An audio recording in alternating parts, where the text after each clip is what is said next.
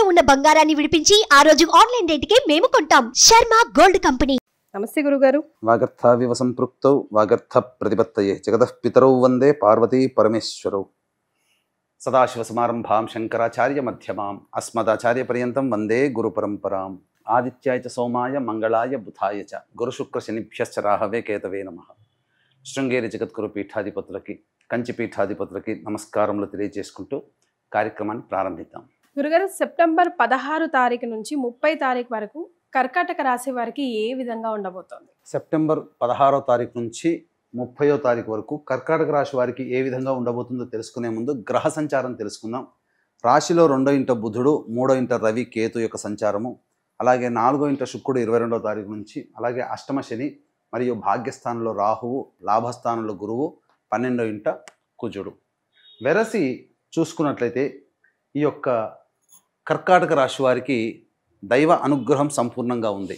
కానీ గ్రహ సంచారం ప్రభావమే అనుకూలంగా లేని కారణం చేత యాజ్ యూజువల్గా గత 15 రోజుల్లో వచ్చినటువంటి మార్పుల కంటే కొంత మార్పులు అధికంగా ఉంటాయని చెప్పవచ్చు.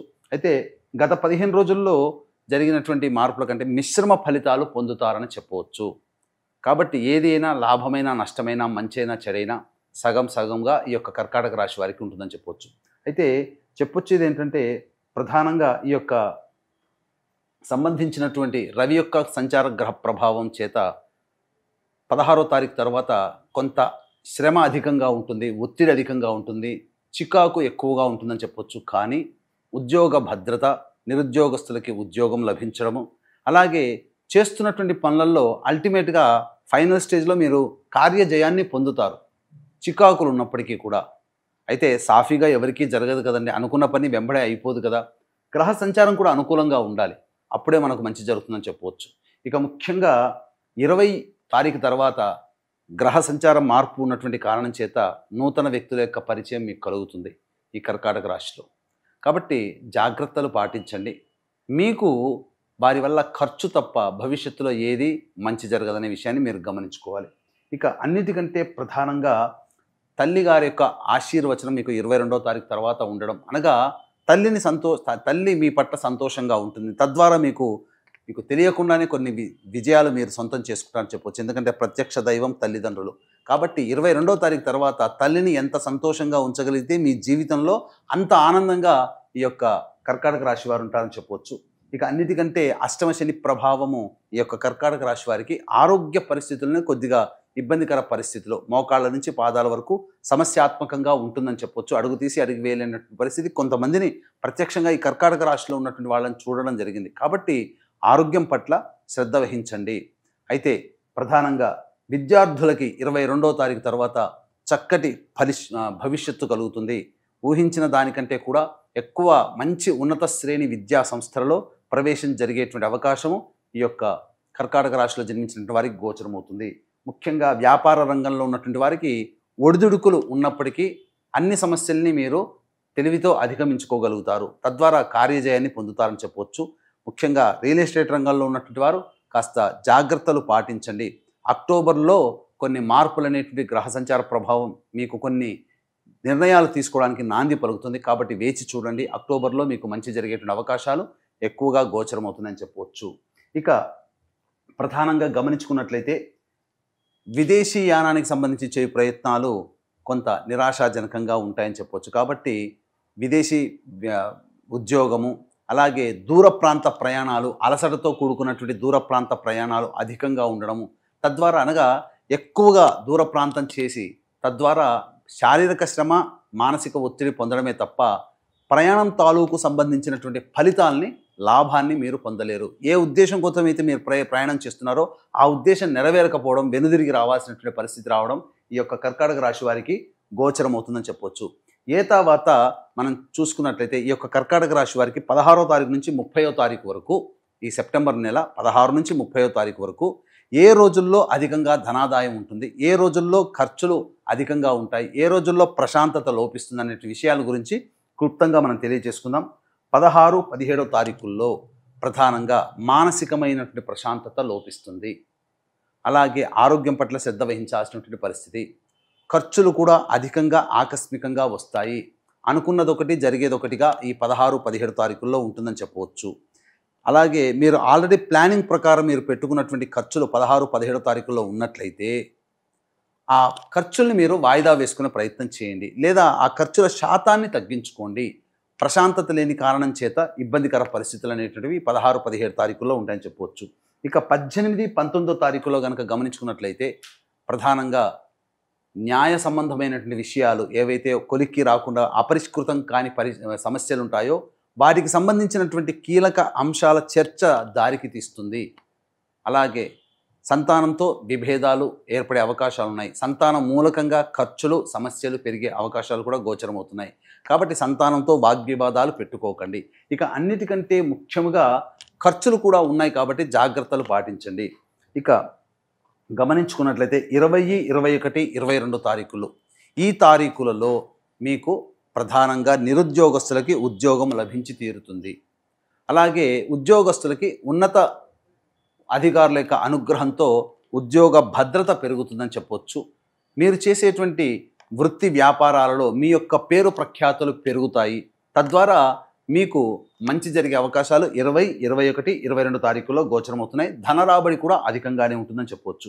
ఇక 23, 24 తారీఖుల్లో చూసుకున్నట్లయితే ఈ కర్కాటక రాశి వారికి గోల్డెన్ టైం ఈ యొక్క 23, 24 తారీఖులు అని చెప్పవచ్చు. తద్వారా ఏం జరుగుతుంది, అన్ని రంగాల్లో ఉన్నటువంటి వారికి దైవబలం సంపూర్ణంగా ఉండడం వల్ల పరిష్కారం కాని సమస్యలు ఆ 23, 24 తారీఖుల్లో విచిత్రంగా పరిష్కారం జరుగుతాయి. తద్వారా ఊహించకుండా శుభాలు ఎక్కువగా ఈ 23, 24 తారీఖుల్లో కర్కాటక రాశి వారికి జరుగుతాయని చెప్పవచ్చు.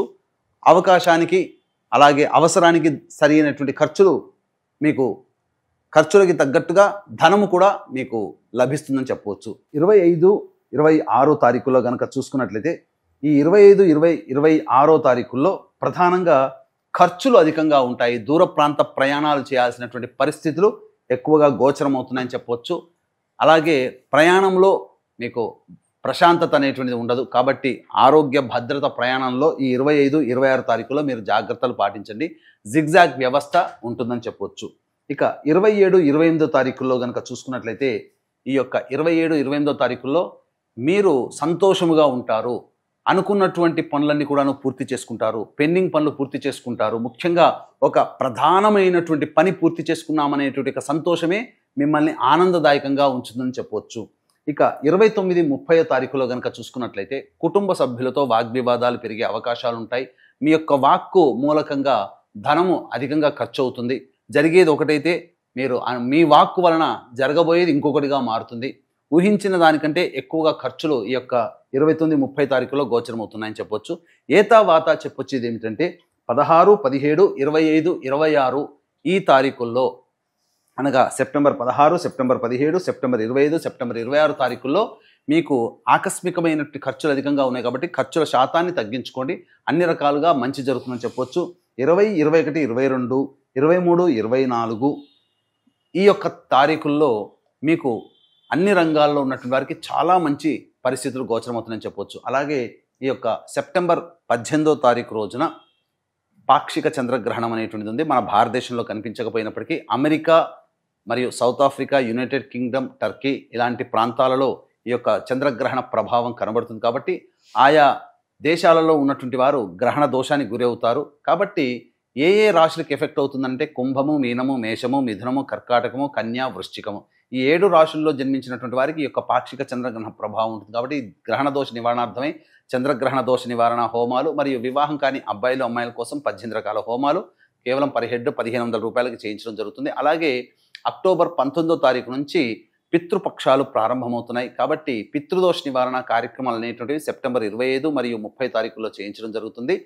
పితృదోషం అనగా తండ్రి వైపు 7 తరాలు, తల్లి వైపు 4 తరాల్లో ఏవైనా దుర్మరణాలంటే road accident, fire accident, suicide attempt, నదిలో బావిలో పడి చనిపోవడం, ఇంట్లోంచి వెళ్ళిపోవడం, లివర్ ఫెయిల్, కిడ్నీ ఫెయిల్, క్యాన్సర్తో చనిపోవడం, 60 సంవత్సరాల లోపల ఏ విధంగా చనిపోయినా ఇవన్నీ పితృశాపాలుగా చెప్పబడ్డాయి. ఈ పితృశాపాలు ఉండడం వల్ల జీవితంలో అభివృద్ధి ఉండదు, ఎంత ప్రయత్నం చేసినా ఫలితం ఉండదు, సంతానం కలగదు, పెళ్లిళ్ళు కాకుండా ఉంటుంటారు. కాబట్టి నిజాయితీగా ఈ సెప్టెంబర్ 25, 30 తారీఖుల్లో పితృదోష నివారణ కార్యక్రమాలు చేయించడం జరుగుతుంది. పితృదోషం అనగా పిండ ప్రదానము కాదు. కాబట్టి ఈ యొక్క కార్యక్రమంలో స్వయంగా పాల్గొనలేని వారి కోసం బ్రాహ్మణుని కర్తగా పెట్టి కూడా చేయించడం జరుగుతుంది. అవకాశం ఉన్న వాళ్ళు కార్యక్రమ తదనంతరం కాంటాక్ట్ చేసి పూర్తి వివరాలు తెలుసుకోవచ్చు. గురుగారు, మరి కర్కాటక రాశి వారికి ఎలాంటి రెమెడీస్ తెలియజేస్తారు? కర్కాటక రాశి వారికి ప్రధానంగా సంబంధించినటువంటి సమస్యలు సాధారణమే, శుభ అశుభ మిశ్రమాలు అనేటువంటివి ఉంటాయి. కాబట్టి కర్కాటక రాశి వారు ప్రతిరోజు దత్తస్తవము, కాలభైరవ అష్టక పారాయణము రోజుకి 3 సార్లు పారాయణం చేయండి. చాలా మటుకు సమస్యలు అనేటువంటివి పరిష్కారం అవుతాయి. ఇవి మనం గోచార రీత్యా అనగా మీ యొక్క జన్మ రాశిని అనుసరించి చెప్పేటువంటి ఫలితములు. మనం జన్మించినటువంటి సమయానికి ఒక జన్మకుండలి అనేటువంటిది ఉంటుంది. ఆ జన్మకుండలి రీత్యా మీకు సమస్యలు అధికంగా ఉన్నాయంటే దగ్గరలోని మంచి ఉపాసనా పరులైనటువంటి పండితులను కనుక దర్శించినట్లయితే వారిచ్చే సలహాలు సూచనలు కనుక ఇంకా పాటిస్తే మీకు భవిష్యత్తులో ఇంకా సమస్యల నుంచి మీరు బయటపడతారని చెప్పడంలో ఏమాత్రం సందేహం లేదు. రైట్, ధన్యవాదాలు గురుగారు. సర్వం శ్రీ ఉమామహేశ్వర పరబ్రహ్మార్పణమస్తు.